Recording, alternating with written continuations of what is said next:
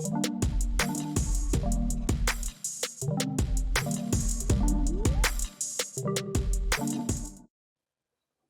thank you for joining me, and today marks the beginning with episode 001, an introduction. Today, we're joined with myself, Kevin Manuel, and I'll be hosting this episode solo, as it will be an introduction to the podcast, a brief overview of what's coming up in the future as far as the forum at Boone Archery, and some of the events we have planned, and I'll include a brief overview of my 2023 hunting season.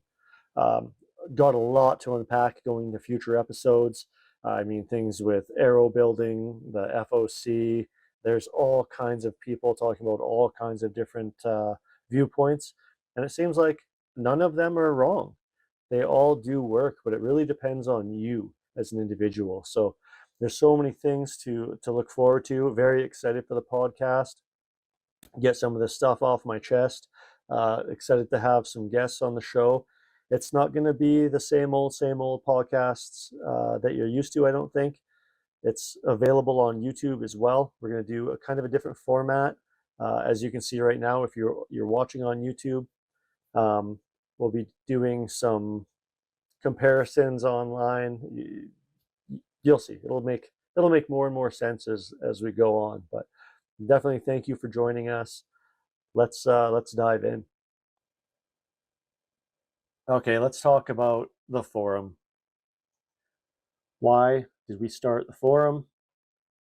What was the thought process? Nobody uses forums anymore. It's probably a bit of a waste of time. And it could turn out to be a waste of time. But what I see personally as I scroll through Facebook, especially some of the groups that are buy and sell, we're bombarded with scams. It's all scams. Or you look at the Bomars and you see the negative light that they're constantly put in, even by the hunting community, the very community that they're a part of. Everyone's just ripping everyone down. Advertising these days is extremely negative. It seems like the more negative it can be, the more attention it gets, the more people want to be involved with it for some reason. And that's a pretty scary place for the hunting community to go. It's already a sensitive subject for a lot of people, even though we as hunters feel like, at least myself as a hunter, I feel like going and harvesting your own game is such a personal, challenging endeavor that's hands down better than me ordering meat from who knows where it's coming from, or going to the grocery store. Even if you're buying local, there's all kinds of concerns with what's in your meat. There's all kinds of concerns about humane killing of animals. Are slaughterhouses humane? I mean, if you think about how they would die naturally. But people who get triggered by things like harvesting your own food, especially animals, or killing an animal, I feel like they're drawn to it just because they're so programmed to latch on to things that they find that are negative in advertising, that they just can't help but watch the stuff that they don't want to see. It's like scratching off a scab on your arm. You just keep picking at it for no reason. You know it's not beneficial. You know you're not enjoying it, but you just keep doing it. They just keep doing it. So it's definitely impacting us in what we can share and what we can say and how we can say it, which is okay. But not all of us have tact. Tact is something that is, I think, earned. Lots of people aren't born with it, and lots of people feel like they have the freedom of speech and they should be able to voice whatever they want, wherever they want. So the idea with a forum is to get a group of like-minded individuals together who are pro-hunting, who are pro-archery, who are pro-outdoorsmen, and to give them a platform to share, to discuss, to debate topics that they find interesting without having anybody that doesn't want to be there be there. Now, I'm sure eventually we're going to have people that are coming in, but the beautiful thing about a forum, I don't know how many of you guys have tried to get accounts removed that are fake accounts from Facebook, and all Facebook says is, sorry, we don't see anything wrong with what they're doing. You can block them if you want to, which is great. Okay, now I've blocked them, but the problem with that is that the next person in line is going to be affected by the same scammer or the same profile. With a forum, you can moderate it. It's as good as the moderators are. And Facebook is huge. Even if we had every single hunter in the world on the forum, it's going to be a fraction of the size of the Facebook population is. Much easier to moderate, much easier to control. Now, as far as the buy and sell goes on the forum, there's a couple of different things here. And if you're watching, again, if you're watching on YouTube, it might make a little bit more sense, but the forum has a buy and sell platform on it, but you cannot access this buy and sell unless you buy into a subscription. Now, that might sound like a money grab or whatever, and it totally is. No, I'm kidding. We have 3 different tiers. There's a $3 a month subscription, there's a $6 a month subscription, and there's a $9 a month subscription. Now you see the difference is they all get access to the buy and sell platform, and the reason for this is so that scammers cannot join it unless they've hacked somebody's credit card or personal information to the next level. But again, at that time, we're here to moderate it. We can take away access, we can suspend access immediately. It's not run by bots, it's not run by AI. As good as people think AI is going to be, and maybe we'll get there where AI is absolutely spot on, but right now, I don't know about you, but my autocorrect on my phone doesn't work. It just doesn't work. It replaces words with totally random words. It'll incorrectly spell things based on my incorrect spellings, and it just sees that I've spelt it that way in the past, so it's going to automatically do that. I mean, we're just not there with AI technology. It's good. It's looking great for the future within its place. But here we have real moderation going on. Real people. It's going to be great. Fantastic. Anyways, aside from that, so the different levels get more entries into the giveaways. Essentially, every member that joins up on the buy and sell is going to get an entry into a giveaway. Now, depending on how many members we get, will determine how many giveaways we have. So not only are we doing giveaways directly back to the subscribers, we're also going to be donating some of the funds to nonprofit organizations who are pro outdoors, pro hunting, pro habitat, all of those things. If we look at the United States of America right now and compare it to Canada, you can kind of see where it's going, right? You can see where private land management, no, not private land management, but hunting ground management, we can see how it's being taken away in the States. People are buying up properties, which makes a lot of sense. It does. In the States, there's a lot of hunters, and I understand why you would buy and sell land for hunting purposes solely. But here's the problem in a nutshell. Out of, let's say, 100 acres, out of 100 acres, used to have the farmer maybe farming 50% of that. Then you might have had public access to about 40% of that. And then maybe that 10% was for a professional hunting platform that's bought the land or is leasing the land from the farmer, and they're using that to film hunting videos. That's okay. But now what we're seeing is the farmers are taking less of the land. The hunting community no longer gets 40% of the land to hunt on. Now they get the 10% that the private hunter used to have. The private hunter is taking more like 70% of the land. They're not farming it, they're not doing anything with it other than feeding deer on it. And that really takes away from what the hunting community has access to. So now, if you think about 95% of the population are hunters, 5% are professional or TV star hunters, right? It's being reversed, and it's not a great thing for the hunting community. Unless we as hunters would rather watch hunting on YouTube or on TV, then it's great because those guys are shooting a lot of big bucks. They've got giant farms. They've got access to farms all across the country because they pay a lot of money for it. And financially, it makes sense for farmers to lease to people who are going to pay them for the land. For one, they're probably a lot more respectful than a lot of people. Like right now in Alberta, we're seeing people accessing lease lands showing no regard to the people that pay for the lease on the land. We've got people cutting down fences on lease land.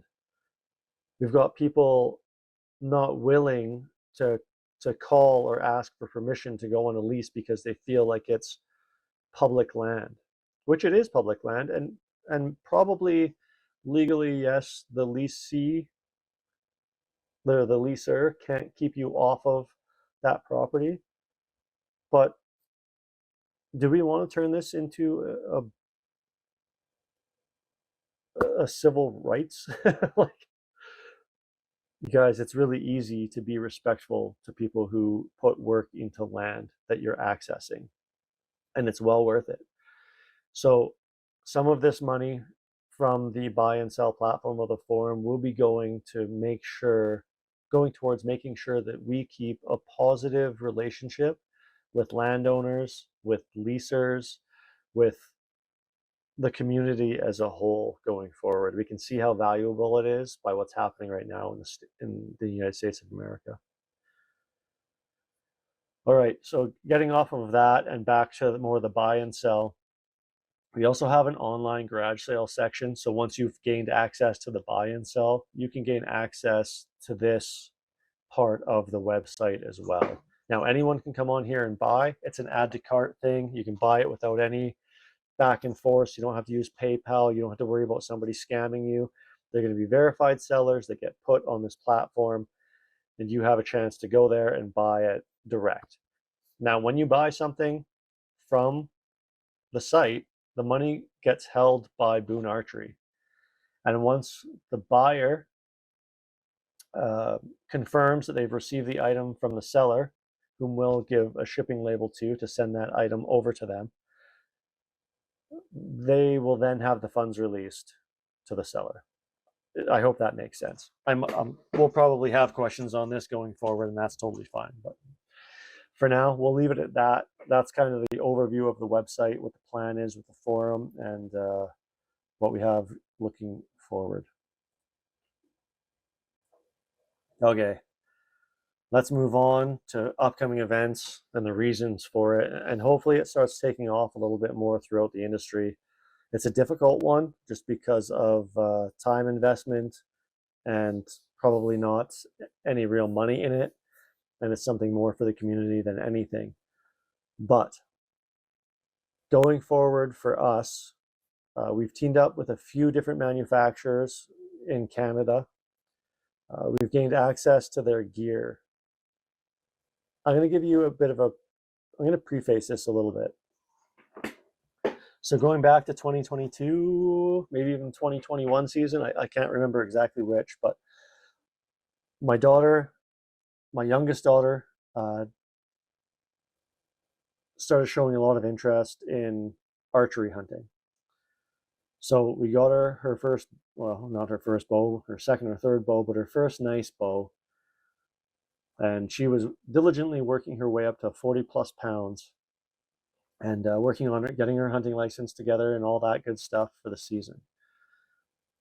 So my goal was to ensure that we had a way for her to get up a tree safely, something that she could pack in and out on her own, something that was mobile and just as safe as possible.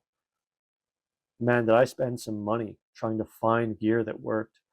I tried screw-in steps. I tried 3-stick with a hang-on. I tried all kinds of stuff. And basically what I was willing to accept was that I was going to have to keep spending money until I found something that would work for her. Well, it took a long time. It took a lot of special ordering, and it took one season away just because we had to spend that time trying to find a way to get up the tree that she could pack in and out herself. We hunt public land, so I'm not going and setting up big stands or anything like that. No two-person stands. She had to be able to pack it on her own because, I mean, for me to pack 40 pounds of gear in and out of there whenever she wanted to go and then hang it in the tree for her, it just wasn't sustainable. It wouldn't be as much fun. Although I would totally do that for her or for anyone getting into the sport just to try and make it easy enough for them to fall in love with it. But it's just not sustainable. So I was really looking for something that was sustainable, that she would enjoy, she would be able to do herself getting in and out. I spent thousands of dollars doing this.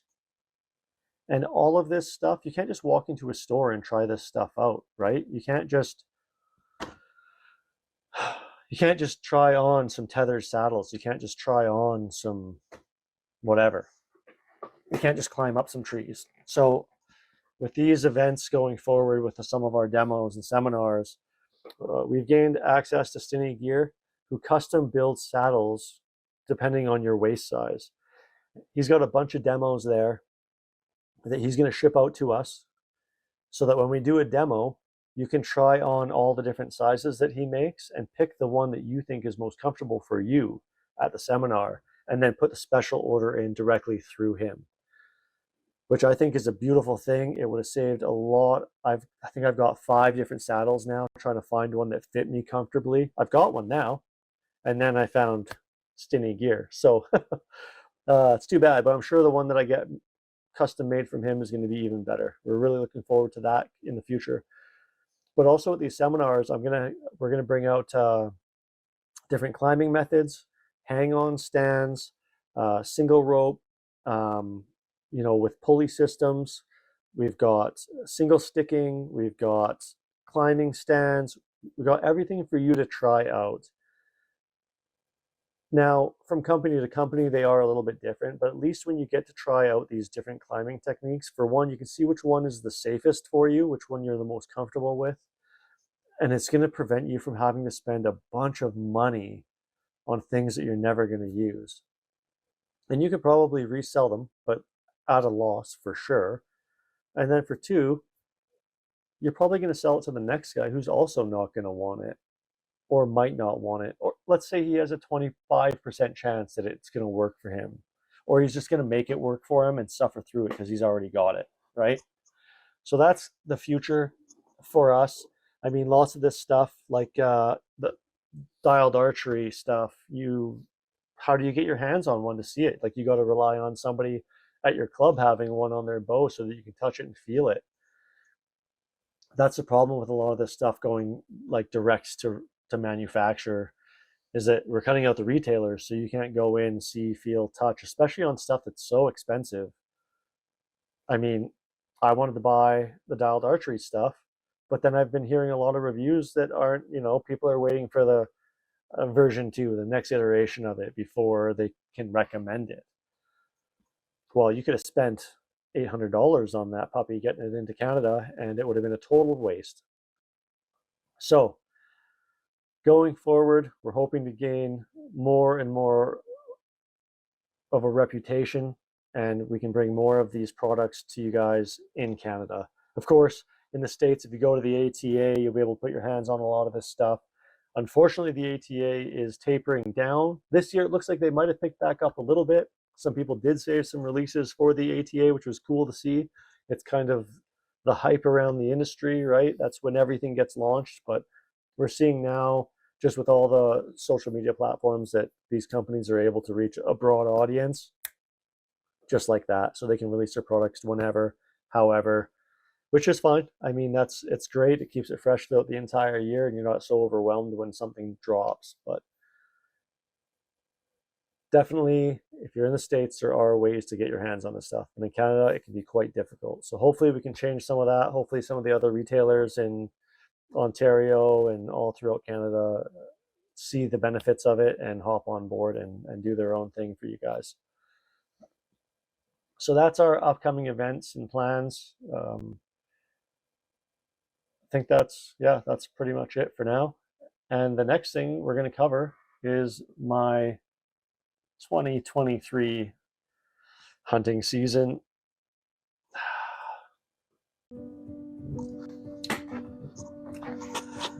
All right, so this year I joined Team Tacticam, and my whitetail adventures were, let's just say, I learned some stuff about myself. The reality of hunting with trail cameras is that you can place so much value on those photos or on those videos that you might forget about woodsmanship and where the deer are while you're hunting.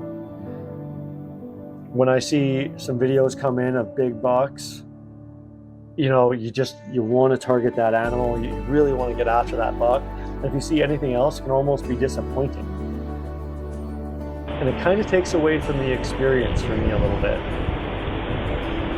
So going into 2024, I'm not going to hunt over my trail cameras. As much as I wanted to get a shot where my my Tacticam reveal was recording as I was taking the shot, and it was just going to be this epic video that I could put together.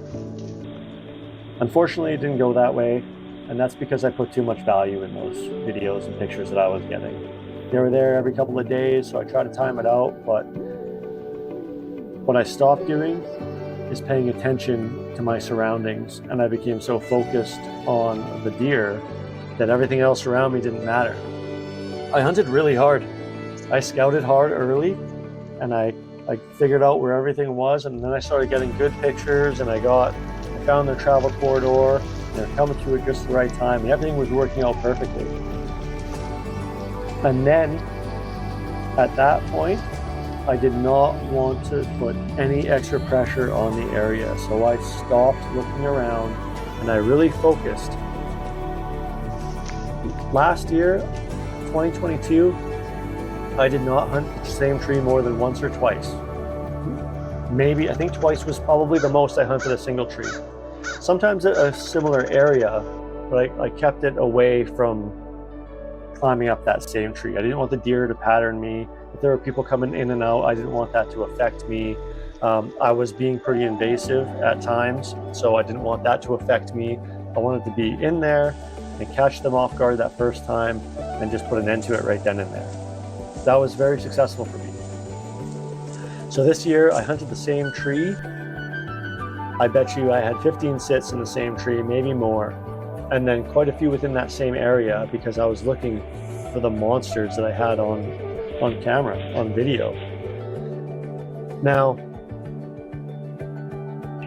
I love watching the footage. I think it's a great thing. But because I knew it was there and I didn't want to be invasive, guess what? I had somebody set up a 2-person ladder stand about 300 yards upwind from me. And I didn't know they were there because they were coming and going through a different path, through a different network. I'm not sure how they were getting in there, but I saw no footprints. I saw no signs of other people in there on the route that I took in and out. So I saw a handful of deer every once in a while. A handful of deer every once in a while. Not great. In that stand location. But I just kept going back and back and back. But little did I know, the wind is dominantly coming from where these other guys are setting up. And I'm confident that ruined my whole season. Of course it did. I'm downwind 300 yards away from some other hunters. So it was just public land, same tree all the time, just doesn't work for me. So next year, I look forward to using the trail cameras again because the footage is awesome to see. It's exciting, it gets you hyped up, but I will not be hunting over it. I'll definitely be using it for scouting a little bit more, but even preseason scouting, we all know everything changes so much when they start getting near the rut that, I mean, you can't rely too heavily on this information. So if you're on private land, you have everything all set up and you're checking your populations, absolutely. Or if you're just looking at population in an area, absolutely. But we all know that not every time the deer walk in front of the camera. Some deer are very sensitive of the cameras and just won't walk in front of them ever. So take this information for what it's worth. I mean, it varies for all of us. I've seen podcasts or watched Exodus, I believe it was, say that they've never had a single deer get a scrape in daylight, which is not the case for me. I've even shot deer over scrapes that I found that day. I hung and hunted that day, and I had a successful harvest that day in daylight. So, I mean, it's very, very possible. I think video camera or trail cameras are an awesome addition to the arsenal, but definitely I will not be relying on them the same way that I was this 2023 hunting season. So that pretty much wraps up the podcast. Definitely thank you for tuning in and listening. Hopefully you guys will find it